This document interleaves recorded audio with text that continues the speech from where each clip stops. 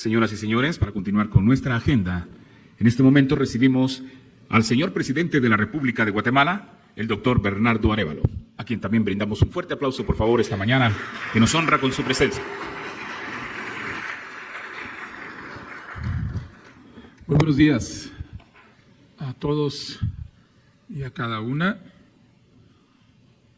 Señor embajador Tobin Bradley, señora ministra, señor ministro, señores funcionarios de gobierno, señores expertos internacionales y expertas internacionales y nacionales, amigos todos, es un gusto realmente poder dar inicio a una jornada de reflexión sobre un tema en el que nos estamos jugando la posibilidad de contar con un Estado real, funcional, construido sobre bases funcionales.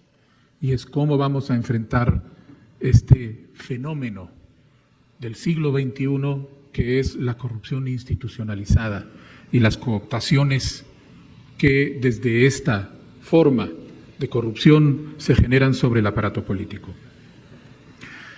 A una audiencia como ustedes no tiene ningún sentido comenzar a relatarle los males que la corrupción causa en la sociedad, porque ustedes los conocen perfectamente, los han visto, los han enfrentado, los están resolviendo.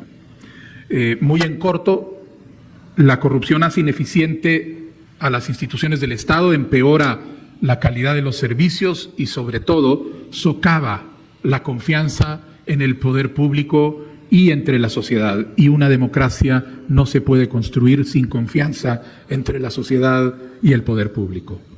Y este último mal es el peor de todos.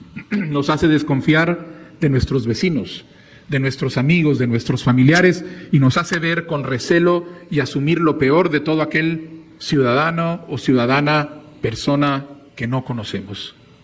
La corrupción sistematizada hace que buenas personas asuman que otras quieren hacerles daño. Y esto es lo que genera esa desconfianza que impide la cohesión dentro de la sociedad. Mi solicitud hacia ustedes como grupo de expertos, como grupo de personas preocupadas y ocupadas por este fenómeno, es que la reflexión de estos días se extienda y profundice, fundamentalmente que nos cuestionemos juntos cuál es el mejor camino para enfrentar este tipo de retos que tenemos adelante.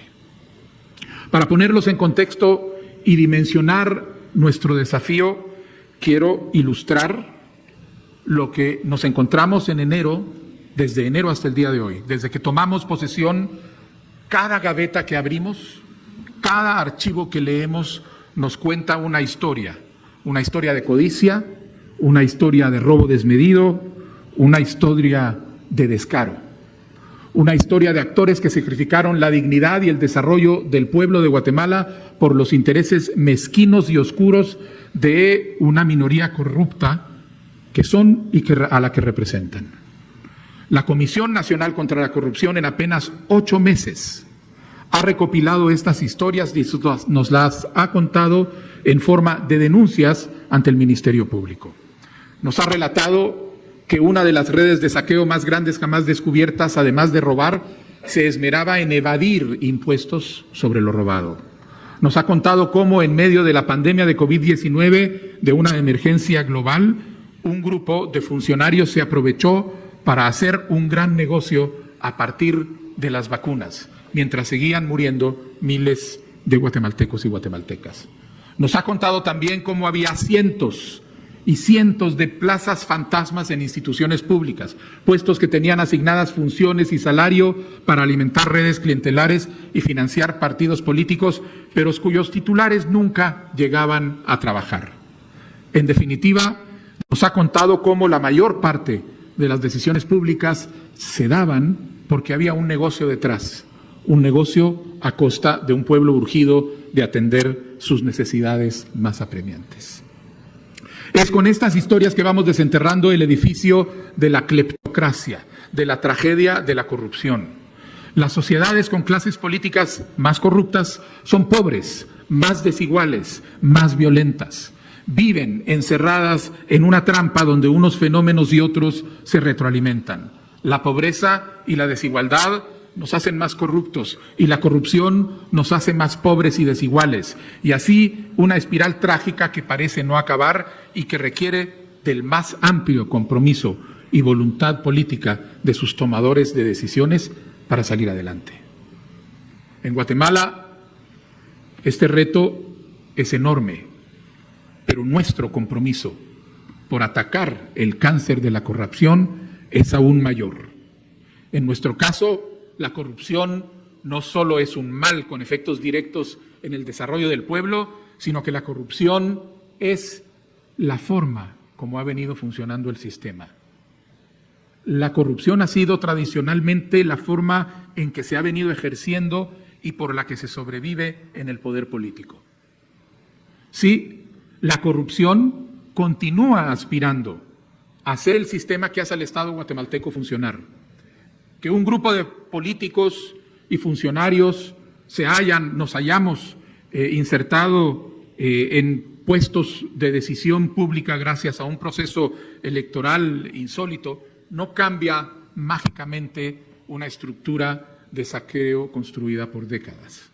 Las camarillas de interés siguen ahí, los mecanismos por procurar opacidad siguen ahí, los conflictos de interés, la institucionalidad erosionada y las contrataciones amañadas están vivas e intentan sobrevivir.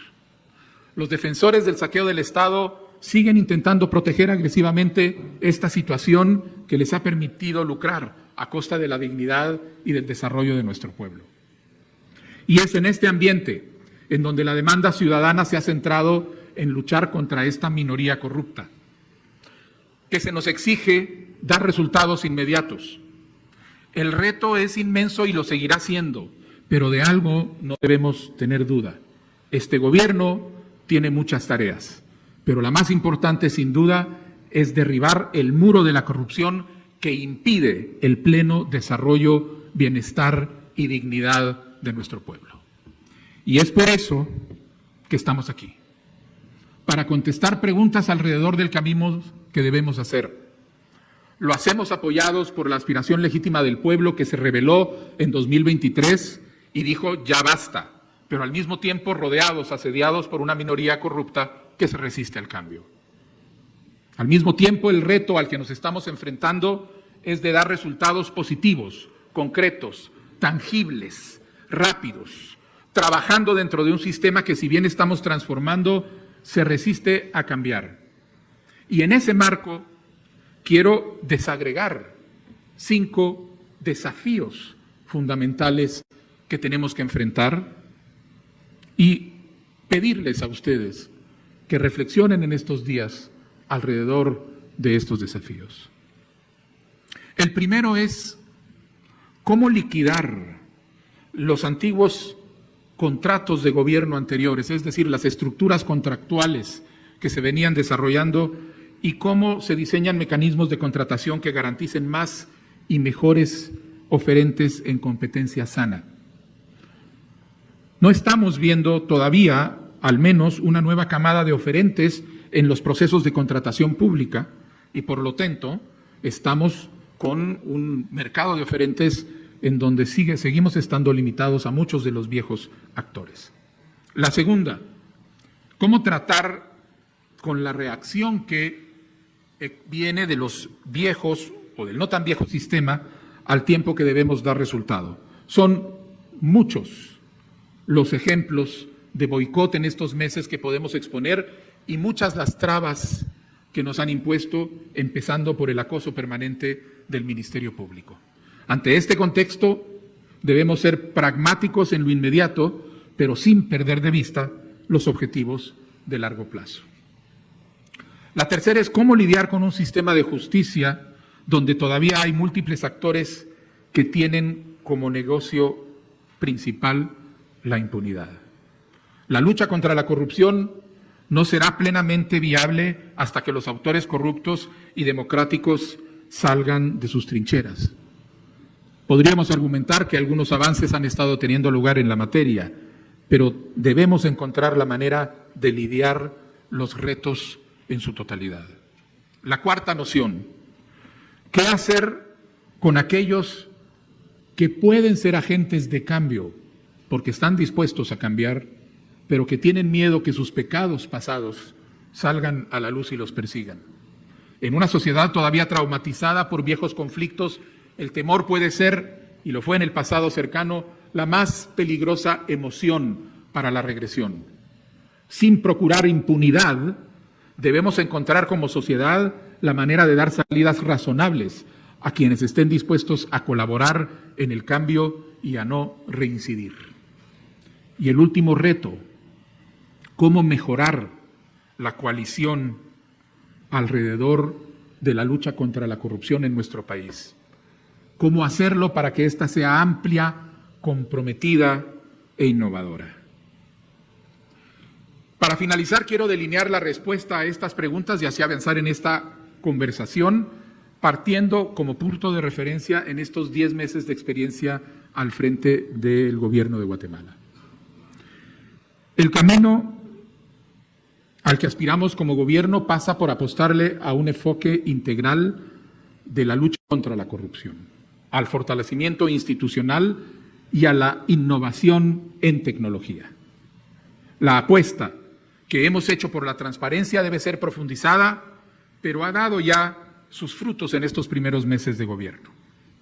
Tenemos ya mayor control de los procesos de contratación, de dónde y cómo el dinero es empleado para la construcción de obra pública, y con los avances que esperamos el año que viene a través de la política y legislación de beneficiarios finales, sabremos quiénes están detrás de los negocios. Mecanismos como el que estamos desarrollando con UNOPS, con quien ya trabajamos en el Ministerio de Salud y veremos sus primeros resultados concretos en los siguientes días, nos permiten buscar alternativas a los mecanismos de compra tradicionales. El camino pasa por resistir, por no ceder a las peticiones de quienes quieren que la política sea transaccional y no esté enfocada en las grandes transformaciones que nuestro país requiere. Si un diputado quiere negociar, puede pedir recursos para su distrito legítimamente, pero no dinero ni contratos para él, ella o sus allegados, ni plazas fantasmas, ni mucho menos transferencias en efectivo. Vamos a negociar sobre la base del desarrollo pleno de nuestro pueblo, y el sistema lo va entendiendo poco a poco, va creyendo en una nueva forma de negociar, una forma de negociar que parte esencialmente de la conciencia de que el trabajo colectivo de cada uno es procurar la dignidad de los guatemaltecos y las guatemaltecas. Este camino pasa por saber hablarnos, por evitar los enfoques vengativos, por procurar que prime la verdad, la garantía de no repetición, la reparación a las víctimas y la devolución del dinero robado.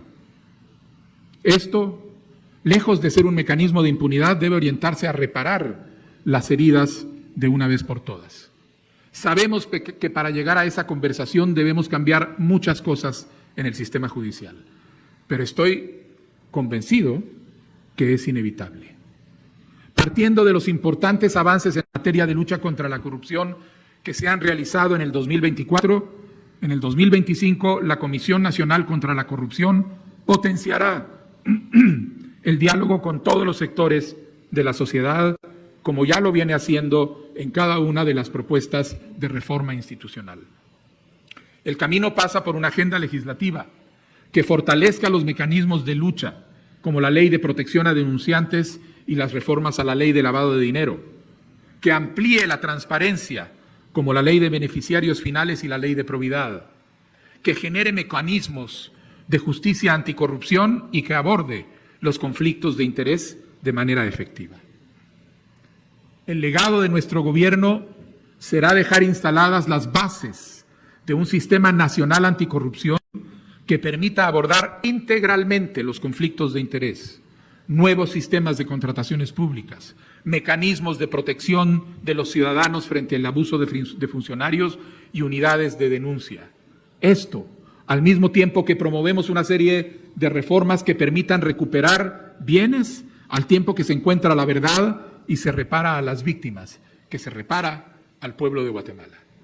Sé que es difícil, pero también estoy convencido de que es más que posible, y este gobierno ha demostrado con hechos y con acciones su firmeza en combatir la cleptocracia. Cuando termine mi mandato el 14 de enero del 2028, habremos sentado las bases de un gobierno que pone a las instituciones al servicio del pueblo de Guatemala y no de una minería corrupta.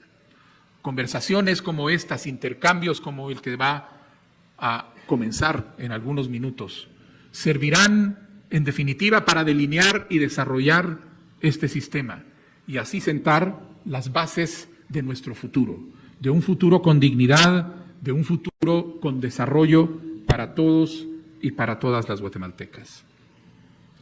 Gracias a cada uno de ustedes, gracias a los amigos de la Embajada de los Estados Unidos, a los cooperantes internacionales que están siendo parte de este esfuerzo, gracias a los expertos internacionales y las expertas que han venido y también a los expertos y expertas nacionales que están teniendo lugar. Gracias sobre todo a una ciudadanía que ha dicho basta y que nos ha permitido estar hoy discutiendo en Guatemala cómo vamos a derrotar la corrupción. Juntos, apoyándonos recíprocamente, aprendiendo unos de otros, seremos más efectivos. Juntos, un futuro libre de corrupción sistémica sí es posible. Mucha suerte en sus deliberaciones y muchas gracias. Y bien, hasta acá el video de hoy. Recuerden que ustedes tienen la última opinión que pueden dejar acá abajo en la cajita de comentarios. Dicho esto, nos vemos hasta el siguiente video. Adiós.